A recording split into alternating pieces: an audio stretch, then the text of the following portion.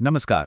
अनंत राज limited के financial year 2025-2026 के financial नतीजे और उनकी बहुत ही ज़रूरी स्ट्रेटेजिक कॉर्पोरेट रीस्ट्रक्चरिंग के इस विश्लेषण यानी एक्सप्लेनर में स्वागत है। बिना वक्त ज़ाया किए आइए सीधे फैक्ट्स पर चलते हैं और देखते हैं कि आखिर चल क्या रहा है।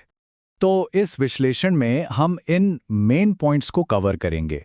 FY26 executive financial summary, unpacking the growth numbers, the big data centre pivot, strategic restructuring and demerger और आखिर में leadership and share holder value.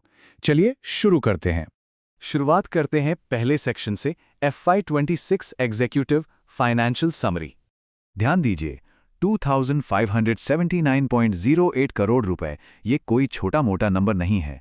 31 मार्च 2026 को खत्म हुए साल की ये टोटल कंसोलिडेटेड इनकम है। ये एक मैसिव रेवेन्यू जनरेशन का प्रतीक है और क्लियरली दिखाता है कि कंपनी किस स्केल पर ऑपरेट कर रही है। और देखिए, इस टॉप लाइन ग्रोथ का असर सीधे बॉटम लाइन पर दिख रहा है। प्रॉफिट आफ्टर टैक्स में एक कमाल का ईयर ओवर ईयर जंप है।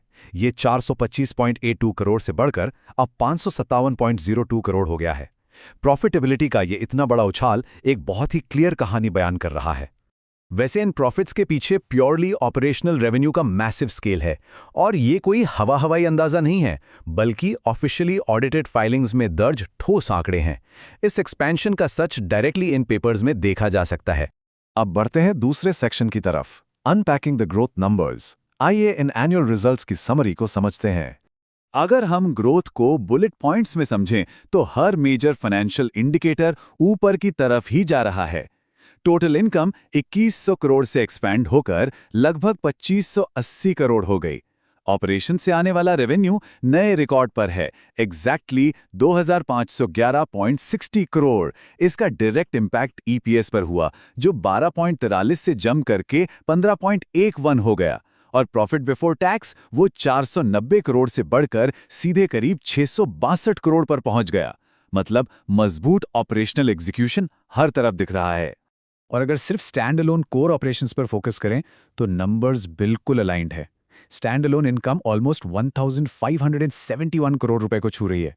ये क्लियरली साबित करता है कि ग्रोथ सिर्फ सब्सिडियरी से नहीं आ रही, बल्कि कोर बिजनेस खुद बहुत हेल्थी और प्रॉफिटेबल है।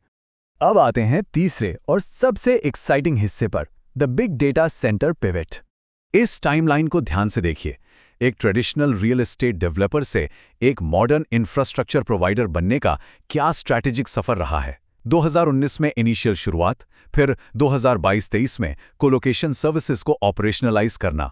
उसके बाद अक्टूबर 2024 में क्लाउड सर्विसेज यानी IaaS का सक्सेसफुल लॉन्च हुआ और फ्यूचर का टारगेट एक मैसिव 357 मेगावाट की IT लोड कैपेसिटी डेवलप करना है।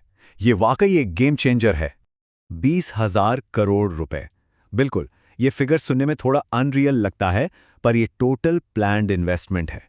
इस कैपिटल से कंपनी की डेटा सेंटर कैपेसिटी को उनके 357 मेगावाट के एम्बिशियस टारगेट तक पहुंचाया जाएगा। इस वेंचर के मैसिव स्केल का इससे सीधा अंदाजा लग जाता है। इन स्ट्रैटेजिक माइलस्टोन से साफ है कि फुटप्रिंट कितनी तेजी से सिक्योर हो रहा है। मीटी के साथ as a sovereign cloud service provider empanel होना, IaaS को इफेक्टिवली एक्सपैंड करना और आंध्र प्रदेश सरकार के नई डिजिटल इनिशिएटिव्स के लिए 50 MOU का साइन करना, ये डोमेस्टिक डेटा रिटेंशन पॉलिसी का पूरा फायदा उठाने की एक जबरदस्त स्ट्रैटेजी है। इन ऑफिशियल बोर्ड नोट्स पे एक नजर डालिए। ये बता रहे हैं कि ये सिर्फ कोई साइड एक्सपेरिमेंट नहीं है, ये प्रॉपरली कैपिटलाइज्ड एक कोर बिजनेस स्ट्रैटेजी बन चुकी है, जिसे बिल्कुल टॉप लेवल से पूरे मैनेजमेंट फोकस के साथ ड्राइव किया जा रहा है। चलिए अब आगे बढ़ते हैं चौथे सेक्शन पर, स्ट्रेटेजिक रीस्ट्रक्चरिंग एंड डीमर्जर। देखिए, रियल एस्टेट डेवलपमेंट और डेटा सेंटर सर्विसेज ये दोनों बहुत अलग बिजनेसेस हैं। इनके रिस्क प्रोफाइल्स, मार्केट का कंपटीशन और सबसे ज़रूरी कैपिटल रिक्वायरमेंट्स बिल्कुल अलग है। यही सबसे बड़ी और ठोस वजह है कि इन दोनों को अलग मैनेज करना और इनका कैपिटल अलग रखना अब ज़रूरी हो गया है। लॉजिक बहुत सीधा है। एक सिंगल कॉर्पोरेट अम्ब्रेला के अंदर इन दोनों कैपिटल इंटेंसिव बिजनेसेस की सच्ची वैल्यू दब रही थी। इस सेग्रीगेशन से ज़्यादा ऑपरेशनल एफिशिएंसी आएगी, दोनों को अपने हिसाब से फंडिंग की आज़ादी मिलेगी, इन्वेस्टर्स अपने मनपसंद सेगमेंट में डायरेक्ट पैसा लगा पाएंगे और आखिरकार दोनों बिजनेसेस की असली इंट्रिंसिक वैल्यू अनलॉक हो जाएगी। और इस प्लान को ग्राउंड पर उतारने के लिए एक स्पेशलाइज्ड कमिटी तुरंत बना दी गई है। इन पेपर्स में परफेक्टली क्लियर है कि श्री अमित सरेन, श्री आशीम सरेन समेत और की डायरेक्टर्स इस डीमर्जर के बेस्ट पॉसिबल ऑप्शंस को क्लोजली इवैल्यूएट करेंगे। आखिर में 5वां section, leadership and share holder value. Unlock and enhance share holder value. Board of directors के ये शब्द बहुत वजन रखते हैं।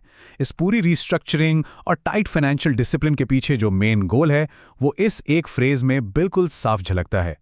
यहाँ शेयर होल्डर्स को ध्यान में रखकर एक सॉलिड बैलेंस बनाया गया है। FY26 के लिए 50% यानी ₹1 पर शेयर डिविडेंड का रिकमेंडेशन हुआ है। लीडरशिप को स्ट्रॉन्ग करने के लिए श्री अनीस सरेन को होल टाइम डायरेक्टर बनाया गया है।